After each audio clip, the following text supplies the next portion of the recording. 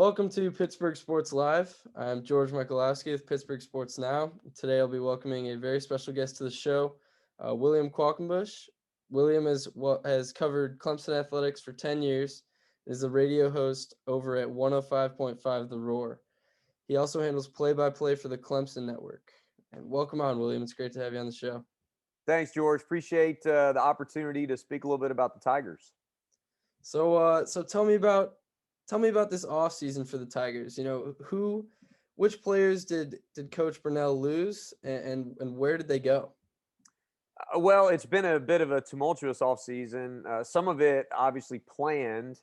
This was a veteran team last year that made a lot of noise in November and December in particular and made the NCAA tournament. It was just the third time in Brad Brownell's tenure that they've been able to do that.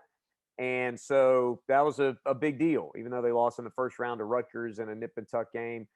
You knew that Amir Sims probably was not going to come back. He was the straw that stirs a drink, and whatever other analogy that you want to throw out there for that team, they don't do anything without Amir. In fact, Amir was such an important player that 2 years ago, it was on the heels of going to Europe and having success at the World University Games over in Italy.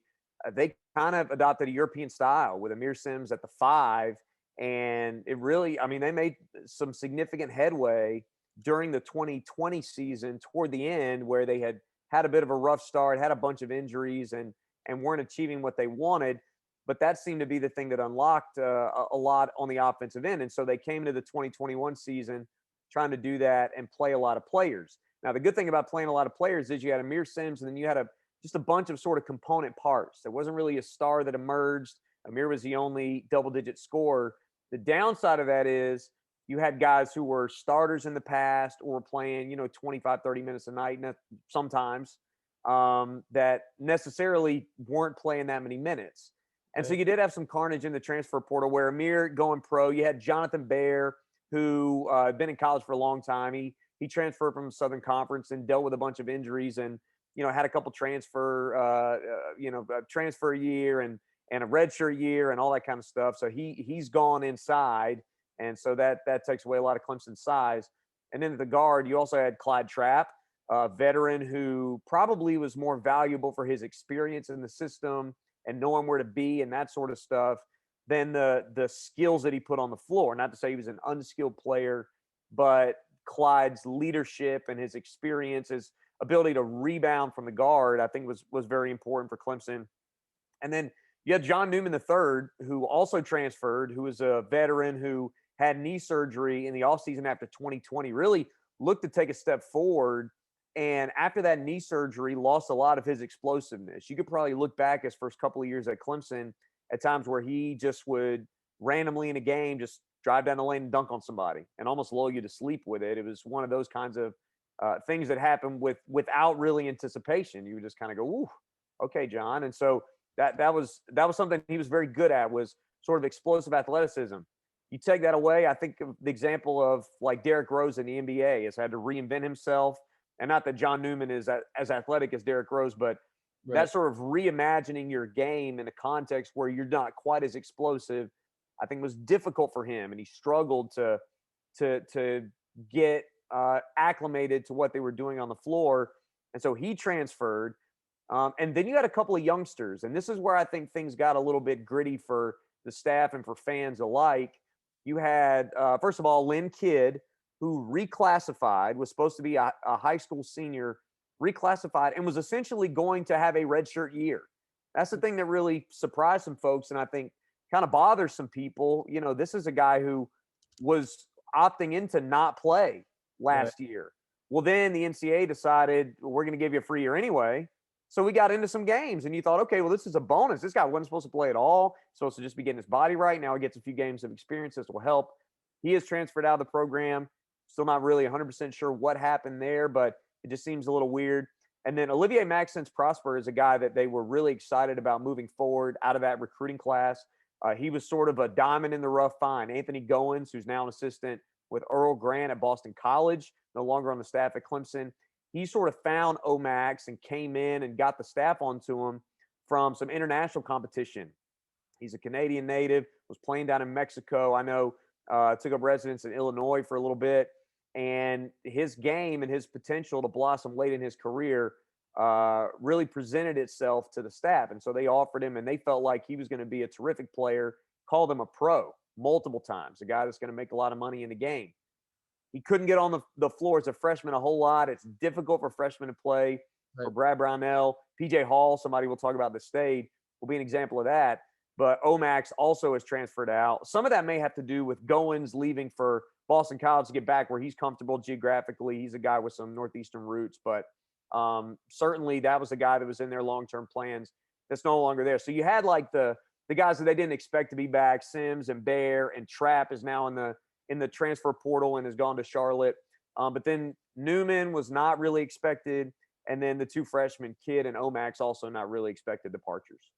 You know, it's a similar situation to Pitt in that, you know, an NBA guy, Justin Champagny, Amir Sims, aspiring NBA guys, we don't know yet. And then a couple, you know, curveballs. Nobody knows, you know, why. He said he didn't really know why they were going to the portal, leaving. Some of the younger guys that looked promising are now gone. So it's tough. It's tough for Coach Brunell. It's tough for Coach Capel to get around that and to add in new guys to handle that. And you lose a guy like Amir Sims. He's all ACC player last few years, you know, big, strong forward. You said he played the 5 in the European style.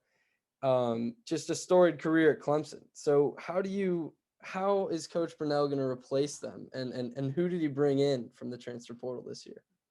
Well, it's going to be tough to replace him because he did so much. And one of the reasons that PJ Hall's learning curve was a little bit steeper than people expected it to be is because he's more of a traditional post. Like, honestly, when you watch him play, he feels like a Big Ten post player where he's not doing he might be doing a little bit of dribble handoff here and there. He might be staying on the perimeter, but he's mostly back to the basket, mid-range game. He's a rebounder. On defense, he had a propensity to foul, so some of his lack of development was just a lack of ability to stay on the floor. But he's very aggressive and unafraid to challenge guys at the rim. Sometimes maybe in spots that weren't so wise, and in ways that weren't so wise. He got posterized at Duke, I know, in a play that got played on SportsCenter a bunch of times because a lot of veteran guys would have just let the yam happen, but yeah, PJ did not. But PJ is going to be the guy that they expect to take that step into that role. They probably will not use him in quite the same way, but they think that he can be a very productive player, not as productive last year. So that would take a significant jump. And then you got two returning league guards that I think they're very excited about in Alamir Dawes and Nick Honor. Now, Honor kind of faded down the stretch of the season. He was hurt a little bit and maybe lost some of his mojo. Streaky shooter, better defender, I think, on the ball than his size, but his size does become a factor some. And then Alamir Dawes, I think, is the sort of traditional point guard of that group. He's asked to score a bunch. One thing with Dawes and Honor, and this will get to the portal question, one thing with both of those guys is they had a hard time penetrating, finishing, getting to the foul line last year. You look at the game against Rutgers, the difference in the Rutgers game in the NCAA tournament is that Clemson's guards did not get to the foul line. I think they combined for maybe 2 free throws in the game. All of the guards that played, including Chase Hunter and a couple of other guys in there, that they just did not know how to get in there, draw contact, get to the line. They sort of lost that in the final 8 or 10 games of the regular season. So you go to the portal, you go to USF and take David Collins. Now, Collins is a guy who's coming in, presumably one grad year, and he's somebody that, on the statistical periphery maybe looks like he's good. He's not going to complement the roster very well. Right. Because one thing that Honor and Dawes and Alex Hemingway and Chase Hunter and some of the guards that came back, even Hunter Tyson, who's back at the 3-4 position, one thing that they did a lot of was shoot threes. One thing they didn't do a lot of is make a high percentage. So you had guys who, and I've seen this written a number of times by national writers over the last couple of seasons, that Clemson is a team that takes a lot of threes and doesn't make many. This is a team with a lot of sort of 30% three-point shooter types. Even a guy like Hemingway, who is prone to streakiness as well. He was above 40%, had some inconsistency and some injury issues through the season, and dropped off down the stretch. So you were thinking maybe they bring in a guy who's like a 40% shooter, can maybe not going to shoot 4 a game, but can just Right. make a key one here and there. Instead, he went and got Collins, who is more of a slasher, volume 3-point shooter, but it's also a guy who averages a bunch of free throw attempts per game. I believe, without having the stats in front of me, he averaged like 5 or 6 free throw attempts a game last year for USF. That's a big deal in this system because that, again, that was a weakness of last year's team. So I think Collins is a guy with 6'4". He can rebound it well at the guard. You see a lot of Clyde Trapp in him, I think, just Right. in terms of his ability to go in and rebound and his ability to get to the foul line. Trapp is a little better at that, although he shot, around 60%. That's about where Collins is. He's about a 60% shooter, maybe a little north of that, can be the expectation coming in. So maybe he shoots a little better from 3, but ultimately that doggedness, the ability to kind of play the 3 when it goes small and guard bigger wings, but also handle the ball a little bit, have more ball handlers on the floor. I think that's what they're looking for Collins. And then Naz Bohannon is a post from Youngstown State that they got a little bit later in the process. Back in May, I believe, is when he committed. And he's a 6'9". I would say sort of a junk forward. He's going to come off the bench and rebound and do some, screening and some gritty things. He can Right. score it a little bit. He also can get to the line. Not a guy that's going to shoot threes at all, but a decent mid-range game and likes to go to the foul line. And again, he's in the 60s in terms of his percentage, but just the willingness and the knack to get to the line, if that rubs off on some of the better shooters on the team, like Dawes and Honor and Hunter Tyson, and they start getting to the line a little bit more, then it will elevate this team offensively in terms of scoring with the clock stop. That's where the portal acquisitions come in to try to shore up some of the things that you're not going to be able to do without Amir Sims, but he can shore up some of the other things that you couldn't do with him on the floor as well, and some of the mojo that they lost offensively down the stretch of the season. Right. And Naz Bohannon, you mentioned he's no slouch. I saw him play against Robert Morris out in Pittsburgh this year for Youngstown State. And I think he had like 18 and 9. And he's just a bully. I think he'll fit in well in that Clemson uniform. And David Collins, also a Pittsburgh guy. He's from Youngstown, Ohio, I'm pretty sure, but then went to First Love, which is a popular basketball school around Pittsburgh area. So we were covering him over at Pittsburgh Sports Now. We were covering his transfer recruitment. He was getting looks from everywhere, but I do think he'll be a good piece there, even though he's not maybe the piece that people wanted to see with the 40% 3-point shooter. But you guys, Clemson did bring in some talent. And then you mentioned Alamir Dawes. He actually, in the game against Pitt last year, he came off the bench. I remember, played 30 or so minutes and led the game in scoring. And it wasn't Amir Sims, it was Alamir Dawes and it was Hunter Tyson were the 2 leading scorers for Clemson that game. So, they still got some talent on their roster. It's not like everyone left. It's not like they're hopeless and bottom of the ACC, but it will be a different year. It will be a very different year for this team. Yeah, and you mentioned Dawes 2 years ago as a true freshman. It's hard. Like I said, it's hard to play as a freshman for Brad Brownell because of injuries to Clyde Trapp and others. He and Chase Hunter both were the starting guards in an opening game against Virginia Tech, and that was the season opening game. That was their first game. They both started that game. That tells you where Clemson was injury-wise at the start of the 2019-20 season. Of course, the season where we didn't have a tournament because of COVID. But Right. that's one of the reasons why it was a shaky start. Some of those growing pains that they went through with Dawes sort of at the lead guard, and then Hunter and Nick Honor being able to come in, those 3 guys have matured in very different ways to different levels. Hunter has had injury issues and has kind of been up and down. Dawes has been up and down too, but it's been on an incline. So he's like a 2 steps forward, sort of 1 step back, 2 steps Right. forward, 1 step back type situation. And Honor is sort of Nick Honor, where they were trying to get him eligible for 1920 because they knew the shortage they had of ball handlers and guys that could score from the guard spot, and ultimately were unable to do that. So we had to wait until last year to contribute. Dawes is a guy, he's their leading returning scorer. He's a guy that certainly is capable of more than, he was a hair shy of 8 points a game last year. Clemson was very, very balanced in their scoring. They had 5 guys at 7.5 or more points a game, including Sims. But Dawes and Honor were the next 2 guys. And Dawes, he tends to stand outside and take a few too many threes, but he can hit them. And, if you can make him a 35, 36, 37% shooter, then he's a true weapon because he's the one guy on the roster from last year coming back at a guard spot that's capable of putting the ball on the deck, going inside, and finishing through contact. Now, again, for whatever reason, he kind of stopped doing that toward the end of last year. So rediscovering that toughness, that bulldog mentality offensively is going to be key. Defensively, the guy is a hawk. He can steal the ball from you. He could D up lead guards. He's very good at that. He kind of punches above his weight class a little bit in terms of ability and also in terms of height, with regards to who he can guard, etc. But I look for him to have a big year because he's also committed in the gym. He's committed in the weight room. He's a guy that works on his game relentlessly and has that sort of like New Jersey guard mentality, like Big East. I'm thinking like, honestly, when I think of him, I think of some old Pittsburgh guards. You know what I mean?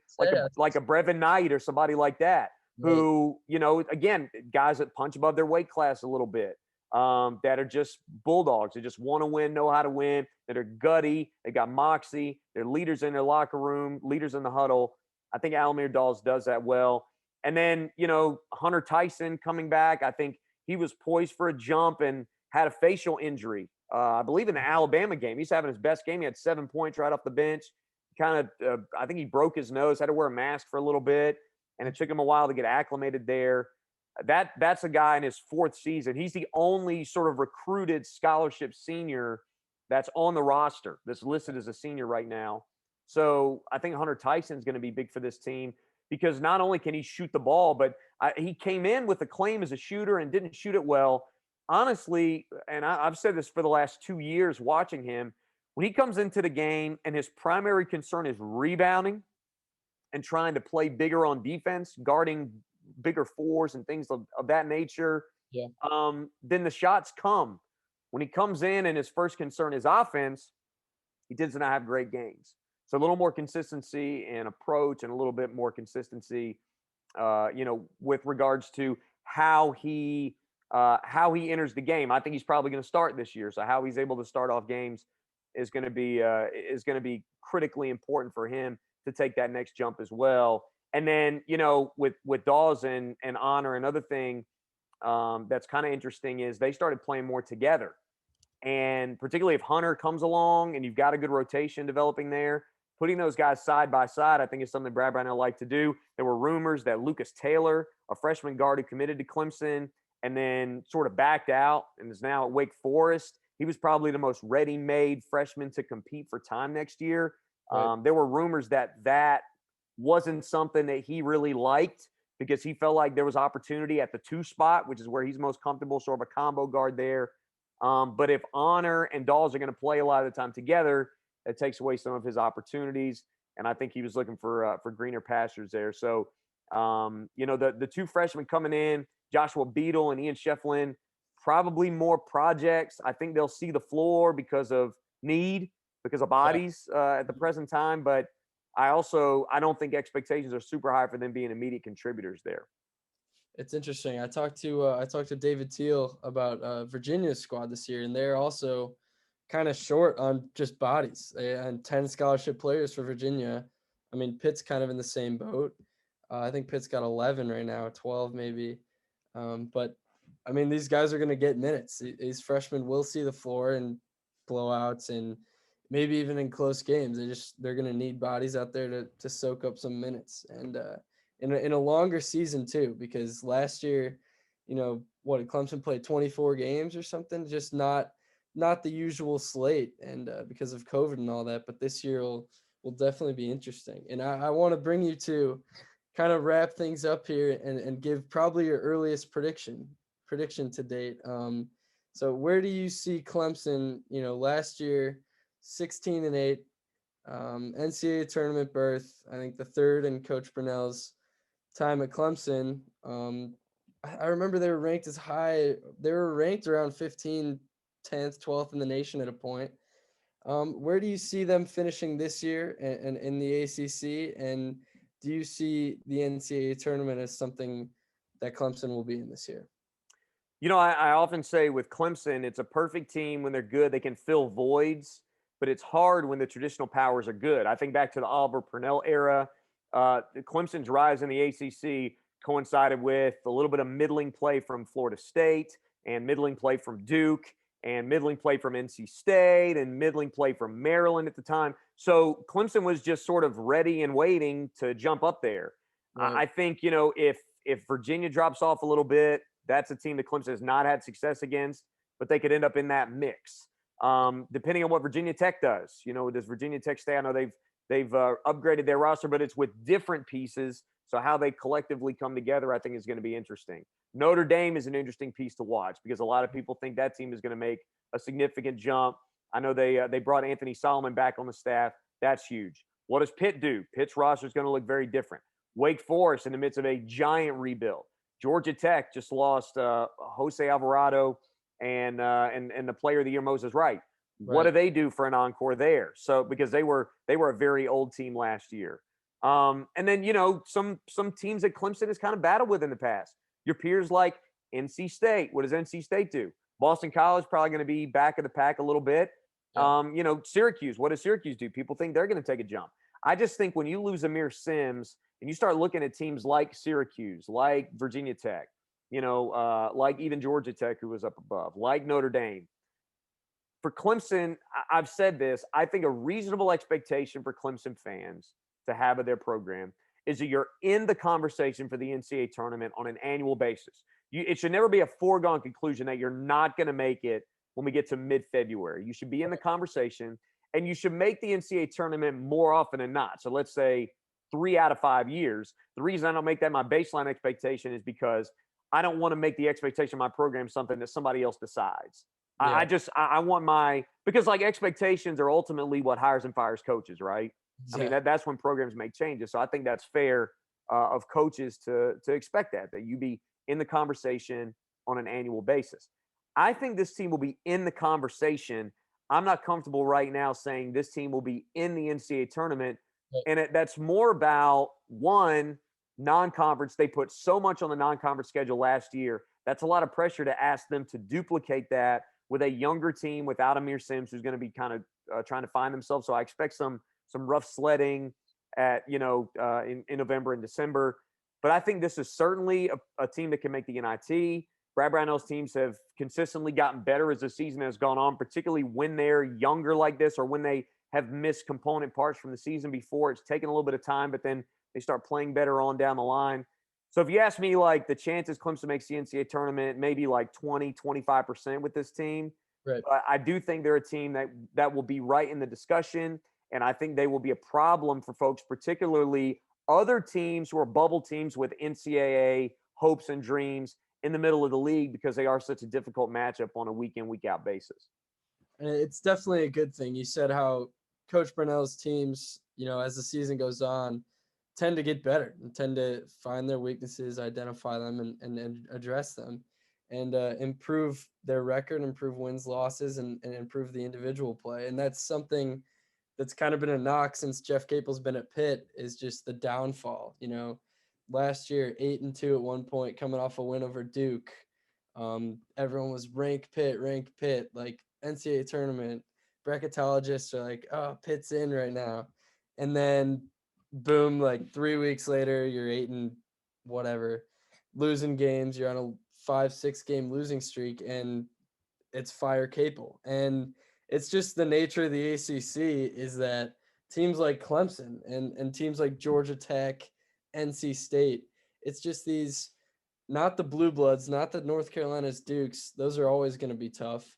But these middle of the pack teams, middle to higher end, like Clemson, like NC State, they're just going to bug you as a team like Pitt, as a team trying to climb up the ACC. They're just going to stop your runs, and they're going to keep improving, and you're going to get down on yourself. And that's what's kind of happened so far in Capel's tenure, is that the players are kind of losing confidence. 3 players transferred out in the last couple of weeks of the season. That's just not going to do it. And they kind of gave up on him. And it'll be interesting to see this year, a whole new roster for Pitt, brought in some new guys, lost Jim Penny, but I think overall, going to be a great year for the ACC.